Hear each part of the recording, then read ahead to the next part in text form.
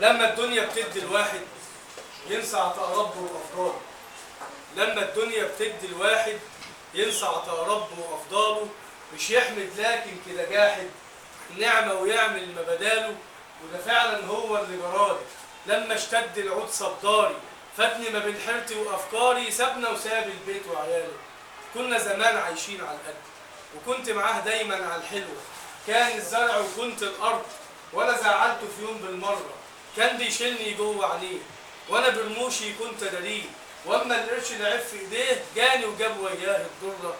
واخدم بعض زمان على حب واما بيبعد ببقى معاه، كانوا الروح وانا كنت القلب، ودلوقتي انا مش لاقياه، مش عارفه ايه بس جراله، واخد بنت قد عياله وهي كمان واخداها على ماله، مش عارفه ايه بس جواه.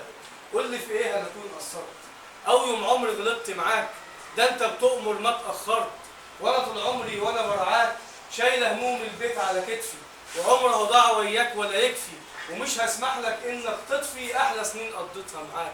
بعد العمر وبعد العشره، بعد سنين قضيتها معاك، بعد ما قدت صوابع العشره، بعد ما كنت اتمنى رضاك، بعد ما كبرت بنتي وابني، جاي بكل بساطه تسيبني